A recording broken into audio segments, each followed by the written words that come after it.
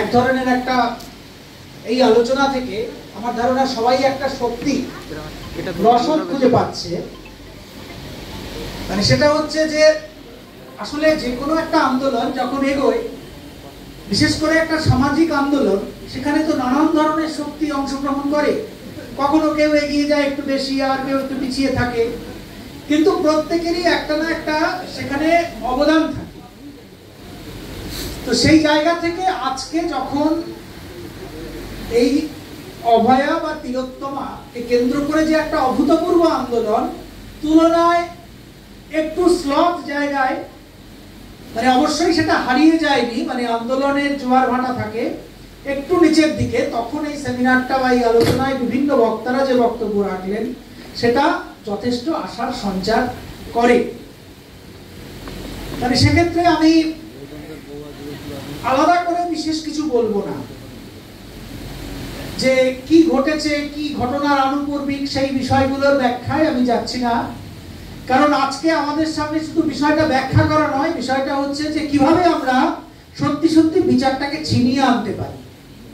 এবং এটা আমরা সবাই জানি, যারা এখানে বসে আছেন প্রত্যেকেই হচ্ছেন যে হয় এই আন্দোলনে, যারা নতুন প্রজন্ম, যারা অল্প বয়সী, তারা এই আন্দোলনে যোগ দিয়েছেন, বা বহু লড়াইয়ের পর খাওয়া সৈনিকরা এখানে আছে, এবং তারা এটা জানেন যে একটা সরকারকে টলানো, একটা রাষ্ট্রকে একটুখানি নড়িয়ে দেওয়াটা কত কঠিন।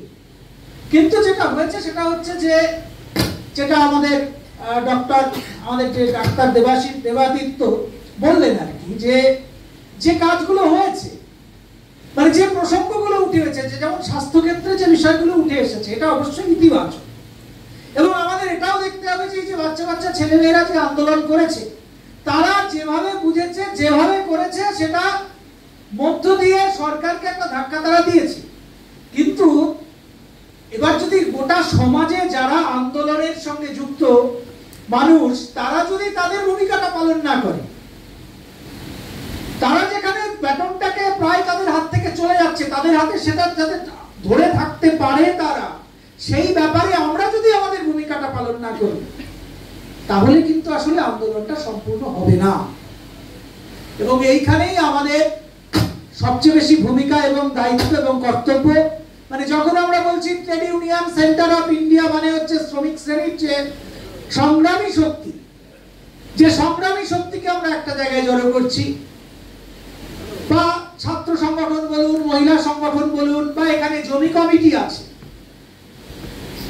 যে যারা শাসক শ্রেণী রক্তচক্ষু উপেক্ষা করে ধারাবাহিক একটা আন্দোলনের মধ্য দিয়ে শাসকদেরকে শেষ পর্যন্ত মাথা নোয়াতে বাধ্য করেছে, এই অভিজ্ঞতা আছে। তো তারা, তাদের কাছে একটা প্রশ্ন, বা যারা আজকে এসেছে নিশ্চয়ই এই আশা নিয়েই এসেছেন যে যেভাবেই হোক না কেন এই লড়াইটা যেন বিফলে না যায়, কি তাই তো নাকি? আমরা এতক্ষণ আলোচনা করছি, সরকার যেখানে বেকায়দায় পড়েছে সেখান থেকে সে চাইছে পরিত্রাণ পেতে। এবং এখানে একটা কথা আমাদেরকে খুব চিন্তা করতে হবে, যে কারণে আরো বেশি আমাদের সবাইকে সর্বশক্তি আন্দোলনে নিয়োগ করতে হবে, সেটা হচ্ছে যে এত বড় একটা আন্দোলন যদি শূন্য হাতে ফেরে, ধরুন আজকে যে কাজগুলো হচ্ছে, সরকার চাপে বাধ্য হয়েছে কিছু কিছু বিষয় মানতে, কিন্তু মানুষের মধ্যে এরকম যদি একটা বার্তা সে দিতে পারে, যতই তুমি আন্দোলন করো, আন্দোলন করে তুমি কিছু পাবে না। একটা মেয়ে, সে হাসপাতালে কর্মরতা, সেখানে সে ধর্ষিতা হলো, খুন হলো, বা খুন হলো, ধর্ষণ হলো, এরকম একটা সবচেয়ে সুরক্ষিত জায়গা। তার বাবা মা যেটা বলতেন সেটা হচ্ছে, যখন হাসপাতালে পৌঁছে যেত, ফোন করতো যে পৌঁছে গেছি, তখন আমরা নিশ্চিন্ত হতাম। তো সেই নিশ্চিন্ত জায়গাটাতে যদি তার এই ধরনের ঘটনা ঘটে, এবং এত বড় আন্দোলন যারা জাস্টিস দাবি করছে, তারপরে দেখা যায় যে জাস্টিসের নামে প্রহসন হচ্ছে, এটা যদি এই ধরনের একটা মেয়ের ক্ষেত্রে হতে পারে, তাহলে এই মগরাহাটের যে মেয়েটা, বা ওই দার্জিলিং এর যে মেয়েটা, বা তালডাংরার যে মেয়েটা, তাই যে আপনার বহু এই ধরনের ঘটনা ইতিমধ্যেই ঘটে আছে পশ্চিম বাংলায়, তারা কি কখনো বিচার পাবে? বা এটাকে এরপরে যখন মানুষ কোনো গণতান্ত্রিক দাবি নিয়ে সামনে আসবে তখন কি হবে, যে ওই তো তোমরা করলে আন্দোলন, কি হলো? তাই এটাকে যাতে কোনোভাবেই বিফলে না যায় তার জন্য অবশ্যই আসলে যে কোনো আন্দোলন যদি সফল করতে হয়, রাষ্ট্র বা এই যে সরকার, তারা তো সবসময় পরিকল্পনা মাফিক করছে। মানে যেমন ধরুন, এটা কোনো কাকতালীয় ব্যাপার নয় যে সুপ্রিম কোর্ট কেসটাকে নিয়ে নিল বা দুদিন পরে সিবিআই রাতে চলে গেল। মানে মানুষকে কি দেখালো যে এই তো আমরা দাবি মানছি, কিন্তু দাবি মানার আড়ালে আসলে ব্যাপারটাকে এমন জায়গায় নিয়ে যাও যেখানে মানুষের ধরাছোঁয়ার বাইরে সেটা চলে যায়। তো সেই কাজটা আমরা করার চেষ্টা করেছি। এবার আমরা কি করেছি? এবার আমরা হয়তো জাস্টিসের কথা বলেছি, মানুষ লড়াই করেছে, রাস্তায় নেমেছে, এবার সরকার কি বুদ্ধি করেছে? ধরুন আপনিও জাস্টিসের কথা বলছেন, ও জাস্টিসের কথা বলছে। আপনারা দেখেছেন নিশ্চয়ই যে হাইকোর্টের উকিলরা উই ডিমান্ড জাস্টিস বলে মিছিল করছে। সেখানে প্রথম কে মিছিলে জানেন? দেখেছেন? ওই শামীম দাঁড়িয়ে আছে, সায়র দাঁড়িয়ে আছে, পাশে কল্যাণ ব্যানার্জি দাঁড়িয়ে আছে। যে কল্যাণ ব্যানার্জি স্লোগান দিচ্ছে যে উই ওয়ান্ট জাস্টিস। মানে কি, যে রাজ্য সরকারের কোনো দায় এখানে নেই সেটা প্রমাণ করার জন্য তারা মরিয়া ছিল, এবং যেই কাজটাকে, এই চক্রান্তটাকে আমাদের ব্যর্থ করতে হবে। মানে বিষয়টা হচ্ছে যে সমস্ত কাজই আমরা করব। আজকে ডাক্তাররা যে কাজটা করেছে, ধরুন একটাই সমস্যা সেখানে, মানে আমি খুব খোলা মনেই বলছি এখানে, এটা কারোর সমালোচনা করার জন্য নয়, যে আসলে রাজ্য সরকারকে যদি একটা জায়গায় যদি একটা সরকার দায়ী না হয়, তার যদি কাজ হয় যে একটা তদন্তের এজেন্সির কাছে সরকার শুধু সাহায্য করে যাবে, তো সরকারের প্রশাসনিক ভূমিকাটা কোথায় গেল? শুধু তো তার তদন্ত করাটা তার কাজ নয়, প্রশাসনটাকে চালানো তার কাজ। এবার আমাদের যে ডাক্তার বাবুরা যারা আন্দোলন করেছেন, তাদের তো আর এই ব্যাপারে অত অভিজ্ঞতা আছে তা নয়। সরকারের যে চক্রান্ত, তার কাছে তারা কিছুটা ট্র্যাপড হয়ে গেছে, তারা কিছুটা সেই চক্রান্তকে কেটে বেরোতে পারেনি। মানে ধরুন যে মিনিটসটা প্রকাশিত হয়েছে কালীঘাটের যে মিটিং এর, তার 1 নম্বর পয়েন্টটা যদি দেখা যায়, সেটা আমি আমার দিক থেকে যতটুকু সম্ভব যে ডাক্তার পরিচিত বন্ধুরা আছে, জুনিয়র ডাক্তাররা আছে, তাদেরকেও বলার চেষ্টা করেছিলাম যে এই দাবিটা এইভাবে ব্যাপারটাকে ফ্রেম করার মধ্য দিয়ে আসলে রাজ্য সরকার কিন্তু দায় মুক্ত হয়ে যাচ্ছে। মানে আপনি ভাবুন ব্যাপারটা কিরকম ভয়ঙ্কর। সেটা হচ্ছে যে কর্মক্ষেত্রে একটা মেয়ে, তার বয়স কত হবে, 29, 30, 31 ম্যাক্সিমাম, তো তাকে এরকম করে খুন করে দেওয়া হলো। এবার বিচারটা করবে কে? একেবারে কেন্দ্রীয় একটা এজেন্সি বা সুপ্রিম কোর্ট থেকে এবার আসছে যে তারা কিভাবে বিচার করবে সেইভাবে ঠিক করে দিতে হবে, তাছাড়া কিন্তু বিচার পাওয়ার কোনো জায়গায়। এটা যদি দৃষ্টান্ত হয়, প্রথম কথা যেটা ভাবতে হবে, ধরুন এটা আর্জি করেন ডাক্তার বলে এই ঘটনাটা ঘটলো, তাহলে একটা সাধারণ মেয়ের ক্ষেত্রে কি হবে? সে তো সিবিআই এর কাছেও যেতে পারবে না, সে তো সুপ্রিম কোর্টের কাছেও যেতে পারবে না। ধরুন আজকে নির্ভয় মানে অভয়ের মা বাবারা বৃন্দা গ্রোভারকে সে উকিল হিসেবে নিয়োগ করেছে, একজন সাধারণ মানুষের পক্ষে তো সম্ভব নয়। তাহলে যে দৃষ্টান্তটা তৈরি হচ্ছে যে তার মানে একটা ধর্ষণ খুন এটা ঘটে গেলে যে ইনস্টিটিউশনে ঘটছে তার কোনো দায় নেই, সে কিছু করবে না, বা তাদেরকে ট্রান্সফার করে দেওয়া হবে, শেষ কাজ। এইটা চলবে না। আমাদের এটা পরিষ্কার ভাবে বলতে হবে যে এইটা চলবে না। সে যে সরকারি হোক না কেন, এইটা সে চলবে না। তার অ্যাডমিনিস্ট্রেটিভ প্রশাসনিক দায়িত্ব সেটা পালন করতে হবে। শুধু আইনানুগ প্রশ্ন নয়, এটা প্রশাসনিক প্রশ্ন। সেটা হচ্ছে যে বদলি করে দাও। আরে বদলির মানে কি? অনেক সময় হয় যে হ্যাঁ এমন জায়গায় তাকে বদলি করে দেওয়া হলো, অনেক সময় হয় যে শাস্তিমূলক একটা ট্রান্সফার হয়। আমরা দেখেছি যে যেমন ধরুন আমি একজন ডাক্তারের কথাই বলছি, সেটা হচ্ছে যে বালুরঘাটে এক সময় মানে তাকে ট্রান্সফার করে দেওয়া হয়েছিল। মানে তখন বালুরঘাট হাসপাতালে প্রায় কোনো ডাক্তারই ভালো ডাক্তার মানে সেরকম চিকিৎসা হতো না। তো একজন খুবই বড় ডাক্তারকে সেখানে ট্রান্সফার করে দেওয়া হয়েছিল। পরে শুনলাম তার নাকি পানিশমেন্ট ট্রান্সফার হয়েছিল। সে কিন্তু মানে খুবই বড় ডাক্তার, এখনো সে বোধহয় বেঁচে আছে, কিন্তু ঘটনা হচ্ছে পানিশমেন্ট ট্রান্সফার কি হয়? তার সে কি এক জায়গার প্রিন্সিপাল থেকে আরেক জায়গার প্রিন্সিপাল হয়ে যায়? সে কি সিপি থেকে ডিআইজি হয়ে যায়? এটা কি পানিশমেন্ট বলে? তো এই কথাগুলো আমরা বলবো না, এই কথাগুলো আমরা স্বাস্থ্য দপ্তরকে জিজ্ঞেস করবো না যে তুমি এতদিন ধরে এই 3 মাস 4 মাস ধরে হত্যাকাণ্ড আছে সেখানে এই যে মেয়েটা খুন এবং ধর্ষণ হলো তার জন্য তুমি কাকে দায়ী করেছো সেটা আমাদের বলো, সেটা আমরা জানতে চাই। এই কথাটা আমাদের বলতে হবে।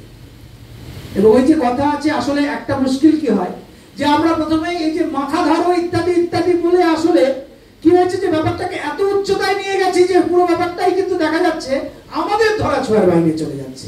মানে কিরকম, ধরুন একটা উদাহরণ দিচ্ছি, সেটা হচ্ছে নারায়ণ স্বরূপ নিগম, যিনি হচ্ছেন স্বাস্থ্য সচিব। আমি যদি স্বাস্থ্য সচিবের প্রথমেই পদত্যাগটা চাই, একটা গ্রাউন্ড থাকতে হবে, একটা গ্রাউন্ড তৈরি করতে হবে। সেজন্য বাংলায় একটা প্রবাদ আছে যে কান টানলে মাথাটা আসে। তাই কানটা যদি ধরতে না পারি মাথাটাকে আমি জীবনেও ধরতে পারবো না। এইখানে আরজি করে কারা দায়ী এবং কিভাবে তথ্য প্রমাণ লোপাট হয়েছে, তারা এখনো পর্যন্ত কেন সাসপেন্ডটুকু হয়নি এই ব্যাপারে স্বাস্থ্য দপ্তরের কাছে। স্বাস্থ্য দপ্তরকে যদি দায়বদ্ধ করে তোলা না যায়, তাকে যদি একেবারে তার বসা বন্ধ করে দেওয়া না যায়, তাহলে কিন্তু এই ব্যাপারে নারায়ণ স্বরূপ নিগমকে বা মুখ্যমন্ত্রীকে ধরা যাবে না, সেটা ধরতে হবে। তো সেইটা কারা ধরবে? আমার প্রস্তাব হচ্ছে আমরা সেটা ধরবো। এবং দেবাশিস যে পয়েন্টটা বলেছে সেটা হচ্ছে যে লিগালি, মানে বিচারটা তো হবে কোর্টে, আলটিমেটলি বিচারটা তো অন্য জায়গায় হবে না। কিন্তু আমাদের কথাটা কি, যে বিচার প্রক্রিয়াটা যদি ঠিক না হয়, মানে ধরুন তাহলে কি দাঁড়াবে, যে বিচার প্রক্রিয়া ঠিক না হলে কিন্তু আসলে বিচারটা পাওয়া যাবে না। তো বিচার প্রক্রিয়া আমাদের দেশের আইনের সিস্টেমটা কি, ধরুন আপনার বিরুদ্ধে একটা অভিযোগ করা হলো। হ্যাঁ, আমি এটা বলছি না যে অভিযোগ করলেই সে অভিযুক্ত হয়ে যায়, অভিযোগের গ্রাউন্ড থাকতে হবে, সেটার একটা প্রাথমিক একটা তদন্ত থাকে। তো যারা অভিযুক্ত, এই যে অ্যারেস্ট করে যাদেরকে, বিচারাধীন বন্দী বলে যাদের, তারা কি সব দোষী নাকি প্রমাণ হবে দোষী? তাহলে এই আরজি করে কি একটাও অভিযুক্ত পাওয়া গেল না, যে যাকে অভিযুক্ত করে তদন্তের আওতায় আনা যায় এবং তাদেরকে দোষী কিনা সেটা তো প্রমাণ হবে পরে। তাহলে সেদিন নিরাপত্তার দায়িত্বে কারা ছিল? কি করে ওই যে ওই ছেলেটা সঞ্জয় রায়, সে কি করে ওইখানে উঠে গেল? তার দায়িত্বে কে ছিল? ওই গেটটায় পাহারাটাই কে ছিল? কেউ জানে? সেদিন হাসপাতালের দায়িত্বে কে ছিল? পুরো হাসপাতালটা রাত্রের ডিউটিতে, রাত্রের শিফটে হাসপাতালের ইনচার্জ কে ছিল? সে কি করছিল? এটা কেউ জানে? আচ্ছা, এই ব্যাপারে আপনি একটা জিনিস দেখবেন, সেটা হচ্ছে যে কি ভাবে, মানে অদ্ভুত একটা ব্যাপার, যে সিবিআই নাকি, যেটা দেবাশিস দা বলছিলেন, যে চার্জশিটের নানান কিছু কথা আসছে, কিন্তু চার্জশিট কোথায় কেউ জানে না। তো সেক্ষেত্রে যেমন ধরুন সিবিআই এর নাকি কোন সূত্রে পাওয়া গেছে, খবরের কাগজের প্রথম হেডলাইনে প্রকাশিত বিভিন্ন ঘটনা এসছে যে এতজন মিলে মেরেছে, অমুক করেছে, তমুক করেছে, কিন্তু তদন্তের আওতায় কারা আছে সিবিআই এর, এইটা কিন্তু কখনোই খবরের কাগজে আজ অব্দি এলো না। নিয়ম কি, তদন্তের আওতায় যদি থাকে তাহলে তাকে তখন যদি সরিয়ে না দেওয়া হয় তো তদন্তটাই তো হবে না।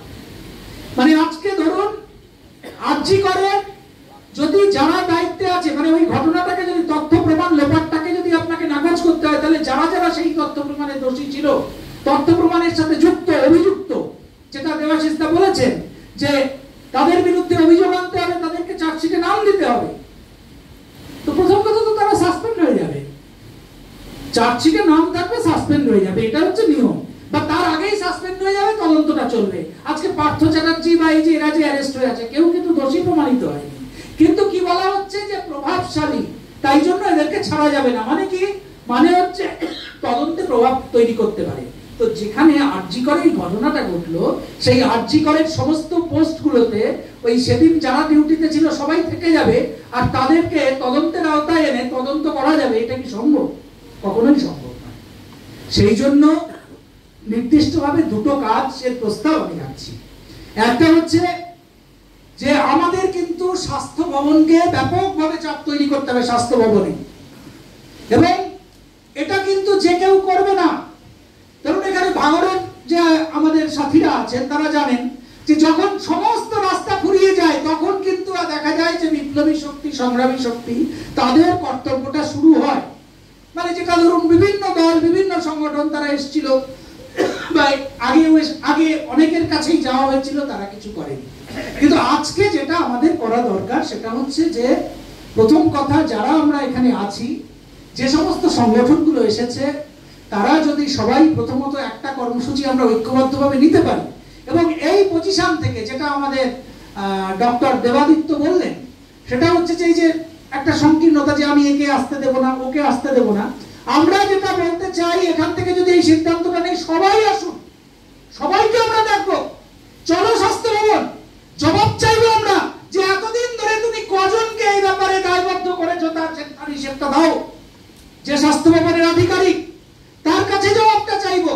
হ্যাঁ, তার জন্য কিছু সময় আমরা অবশ্যই নেব প্রস্তুতির জন্য, এবং প্রস্তুতির জন্য সেই সময়টা নিয়ে সমস্ত সংগঠন এবং যারা যারা এটাতে অংশগ্রহণ করতে চায় নিজেদের পরিচয় নিয়ে, কোনো সমস্যা নেই, সবার পরিচয় নিয়ে সমস্ত গণসংগঠন, রাজনৈতিক সংগঠনের নামে নয়, কিন্তু গণসংগঠন হিসেবে যদি তারা তাদের ঝান্ডা, ব্যানার, নেতা যে কেউ আসতে চায়, তাদেরকে আমরা স্বাগত জানাবো। দাবি একটাই, সেটা হচ্ছে যে স্বাস্থ্য ভবনে চলো, স্বাস্থ্য ভবনের ওই যারা দায়িত্বে আছে তাদেরকে আমরা এই প্রশ্নটা করবো, এই জবাবটা চাইবো, তারা কি দেখাচ্ছে সেটা আমরা দেখতে চাইবো। সেদিন গিয়ে দেখবো যে তারা কি বলছে। যদি আমাদের সঙ্গে কোঅপারেট করে ভালো, কিন্তু এমন আন্দোলন আমাদের করতে হবে যেটা এই যে যারা আন্দোলনে নেমেছিল তাদের বুকে এই বলটা জোগাবে যে না, আন্দোলনকারীরা মরে যায়নি, লড়াকু মানুষ মরে যায়নি, সংগ্রামী শক্তি আছে। এবং আমরা এই জবাবটা চাইবো যে তোমাকে আমি সময় দিচ্ছি, 7 দিনের মধ্যে আমরা আবার ফিরে আসছি, তুমি কি করেছো সেটা আমাকে জানাও, তাছাড়া কিন্তু আমরা ছাড়ছি না। কি এটা করা যাবে? এখানে যারা আছেন তারা কি বলছে, কি করা যাবে? যাবে না মনে হয়, কি করা যাবে? কি কবে করা যাবে? কতদিন? কতদিন?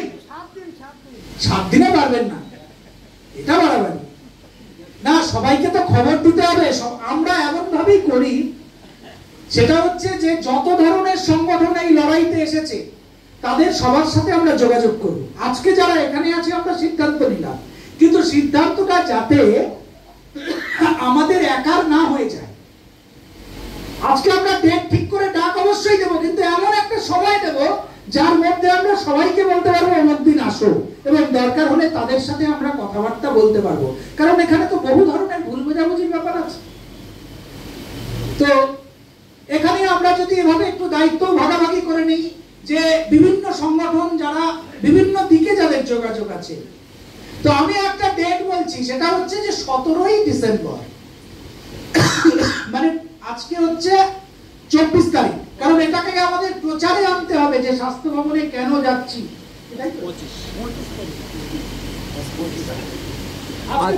আজকে 25, তার মানে প্রায় 20-22 দিন আমরা সময় পাচ্ছি। এর মধ্যে যদি আমরা জুনিয়র ডাক্তারদের সাথেও যোগাযোগ করব, আমরা বিভিন্ন মানে সংগঠন যারা এই লড়াইতে অংশগ্রহণ করেছে, যারাই আসতে চায়, হ্যাঁ, তার বিজেপি বাদ দিয়ে পরিষ্কার এটা বলছি যে বিজেপি কেন বলবো না, কারণ বিজেপির সমস্ত সংগঠনই সাম্প্রদায়িক গণসংগঠন যা আছে, এবং তারা যা যা করছে তাদেরকে বাদ দিয়ে বাকি যারা আছে তারা যদি আসতে চায়, তাদেরকে আমরা খোলা আহ্বান জানাচ্ছি এই মঞ্চ থেকে। কি এটা করা যাবে তো? দেবাশিস দ্বারাই থাকবেন নিশ্চয়ই আমার মনে হয়, এবং বিভিন্ন সংগঠন সবাই আমরা আছি। দেবাশিস দা বলেছেন আজকে চঞ্চল দ্বারা আসতে পারেননি, চঞ্চল দা অসুস্থ, আমরা কথা বলবো। চঞ্চল দা যদি থাকেন এখানে, আমরা জানি যে ডাক্তারবাবুরা খুব ব্যস্ত মানুষ, ঠিক আছে। এই যে আমার দেবাদিত্যর সাথে কথা হচ্ছিল, ওর 6টার পরে ডিউটি থেকে ও ছুটি পাবে, মানে ডাক্তারদের তো অনেক বেশি এও থাকে, তো তারপরেও এসছে। তো সে হয়তো ব্যাপারটা, বা তারা হয়তো অতটা ওইভাবে প্রতিদিন সার্ভিস দিতে পারবে না, কিন্তু আমি জানি যে যদি এই ব্যাপারে ডাক্তারবাবুরা একমত হন কিছুটা, তারা এমনি প্রচার যতটা করে দেবেন সেটা অনেকটাই যাবে প্রচারে। এবং সত্যপ্রিয়রা আছেন, উনি থাকবেন, এছাড়া ভারতীরা আছেন, তারা থাকবেন, এইভাবে দেবাশিস তারা আছেন, টিউসিআই আছে, এআইআরডব্লিউ আছে, স্টুডেন্ট যারা আছে, এইভাবে একটা মানে মোটামুটি বিভিন্ন ধরনের সংগঠন এবং ব্যক্তিবর্গ যারা ব্যক্তি হিসেবেও থাকতে চায়, এই আহ্বান যারা করতে চায় ব্যক্তি হিসেবে, হয়তো তারা নির্দিষ্ট কোনো সংগঠন করেন না, তারও স্পেস আমাদের রাখতে হবে। এবং এটাকে যদি আমরা একটা গণ আন্দোলনে রূপান্তরিত করতে পারি, তো সেখানে হয়তো আমাদের ভাঙনের কমরেডরা অনেক সময় ভাবেন যে হ্যাঁ আমাদেরকেই দায়িত্ব নিতে হয় অনেক বেশি, হ্যাঁ অনেক বেশি জমায়েত করতে হয়, অনেক বেশি দায়িত্ব নিতে হয়। হ্যাঁ, এটাতে ঘাবড়ানোর কিছু নেই, কারণ যেখানে লড়াই করে আমরা একটা জিনিসকে প্রতিষ্ঠিত করেছি, মানে ধরুন একটা সময় আমরা জানি যে রাশিয়ায় বিপ্লব হয়েছিল, যখন প্রথম শ্রমিক রাষ্ট্র তৈরি হয়েছিল, তখন তারা কিন্তু সেই রাশিয়া কিন্তু সারা পৃথিবীতে, রাশিয়ার বিপ্লব সারা পৃথিবীতে কমিউনিজমকে যেমন ছড়িয়েছিল, ঠিক সেইভাবেই আজকে যদি ভাঙর উঠে দাঁড়ায় এবং সারা পশ্চিমবাংলা, সারা কলকাতায় আবার একটা নতুন দৃষ্টান্ত তৈরি করে, তাহলে কিন্তু এই যে লড়াইয়ের সামনে অনেকেই যে বলছে যে এরা নিজেদেরটা নিয়েই ভাবে, এই জায়গাটাকে আমরা ভেঙে দিতে পারবো।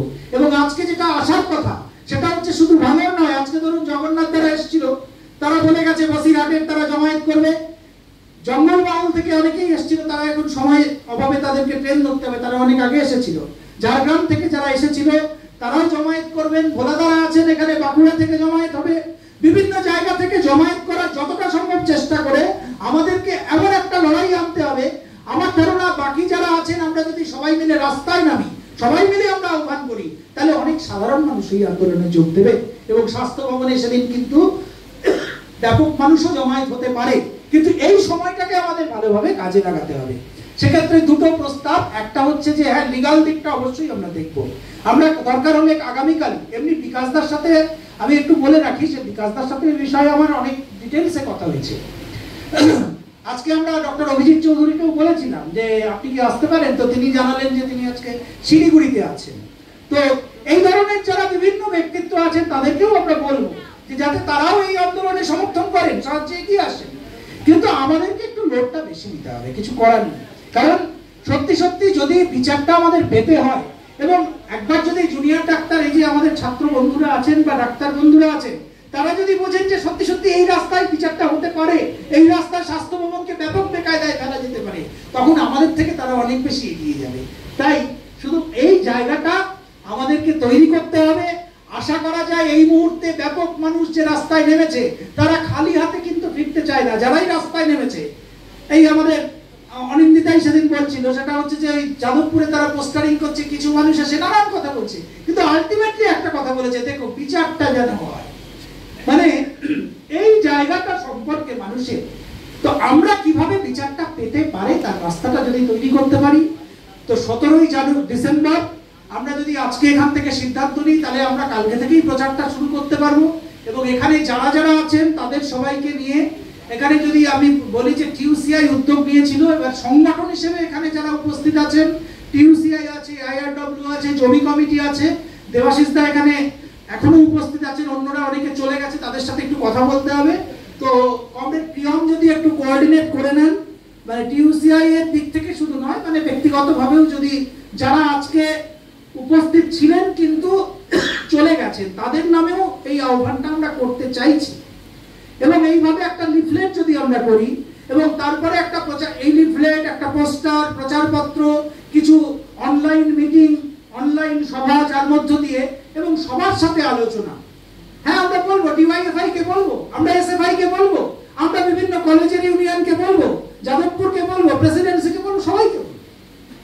তো এইভাবে আমরা যদি একটা ব্যাপক মানুষের ঐক্য হতে পারে, তার রাস্তাটা দেখাতে পারি, তাহলে এই জাস্টিস কিন্তু দিতেই হবে। এবং একটা কথা মাথায় রাখবেন যে এটা ঘটনা, ওই যে ওরা চার্জশিটটা দিয়ে রেখেছে একজনের নামে, ব্যাপারটা কিরকম, আর চার্জশিট কিন্তু এরপরে দেওয়া যাবে, কিন্তু প্রক্রিয়াটা কি, বিচারটা তো এগোচ্ছে, সাক্ষীটা কি চলছে, মানে অদ্ভুত ব্যাপার। এখনো নাকি আর সিবিআই আর কাউকে পায়নি। ওরা দেখছে যে যদি আন্দোলন বাড়ে, এটা হতেই পারে যে আমরা স্বাস্থ্য ভবনে যদি ব্যাপকভাবে সত্যি সত্যি একটা দাবি নিয়ে হাজির হতে পারি, দেখা গেল সিবিআই এর চার্জশিটের পরে আরো 5টা নাম যুক্ত হলো বা আগেই যুক্ত হলো, আমরা জানি না, কিন্তু চাপটা রেখে যেতে হবে। এখানে মেহবুবদাও আছেন, হ্যাঁ মেহবুবদা আছেন তো, হ্যাঁ আছেন।